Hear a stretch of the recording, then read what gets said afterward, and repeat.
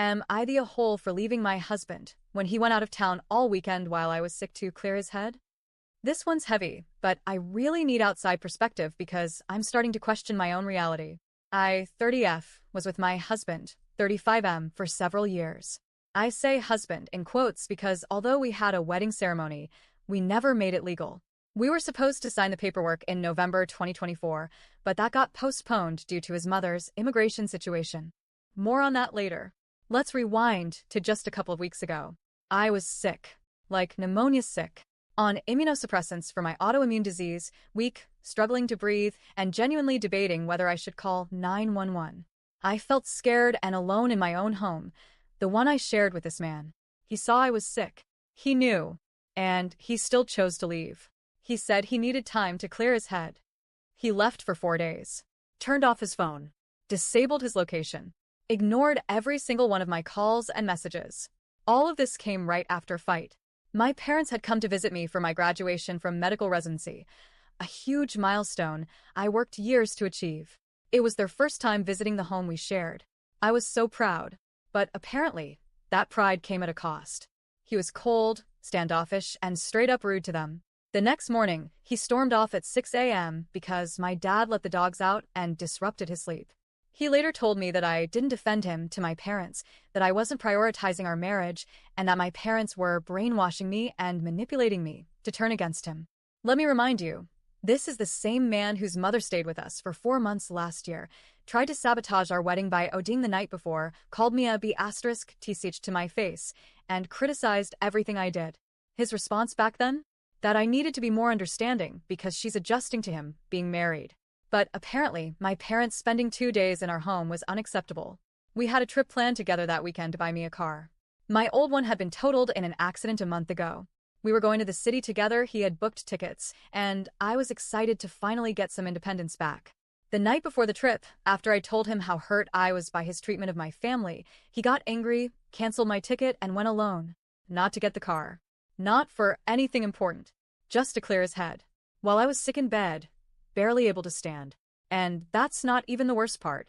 While he was gone, I found out he had been trying to reconnect with other women on Facebook, one of whom he used to sleep with, another from his yoga class, who he already messaged when we were engaged, and even my younger sister's friend, who is 15 years younger than him. His excuse? It's not a crime to add people on Facebook. Never mind the fact that he's the one who insisted we couldn't have opposite-sex friends and made me delete every male friend I had. That was his boundary. One I respected. One he never intended to follow himself. That night, I called my parents, embarrassed, broken, and ashamed. I had no car, no access to our bank account. He had asked me to close mine and route my paycheck into our joint account when we moved in together.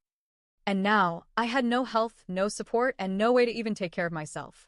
They showed up first thing in the morning, picked me up, took me home, opened a new bank account for me, and bought me a brand new car. They didn't ask questions. They didn't shame me. They just showed up. After I left, he emptied our joint account. Every cent. Then he had the audacity to ask me to reimburse him for the flight ticket he canceled when we were supposed to go together. When I refused, he called me a gold digger.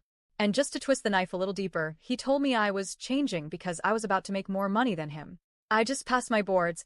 I'm now a board-certified family medicine physician. His response to that? I don't think you comprehend how little your residency salary contributed to our household. You think just because you passed boards, you've achieved something? That was expected. He didn't want to celebrate. He had tennis and yoga, which apparently couldn't wait. This man made me feel like an inconvenience in my own accomplishments. And when I told him I'd come pick up my remaining belongings, he left them outside in the rain. Later, he texted me, "You're welcome." Now he's messaging me, pretending to be calm, asking where his backpack is, saying he found more of my stuff. But I've blocked him on everything. I haven't responded.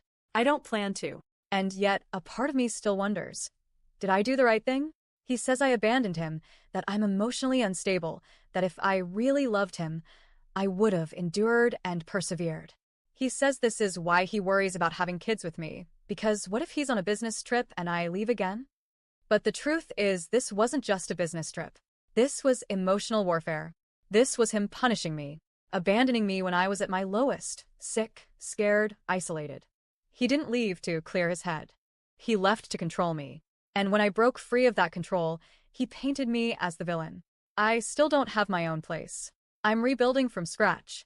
But for the first time in years, I feel free. I'm breathing better, sleeping better. I have my car, my family, my future. So, am I the a-hole for walking away from a man who would leave me sick and alone while he flirted with other women and told me to endure it because that's what love looks like to him? Or was I just finally brave enough to choose myself?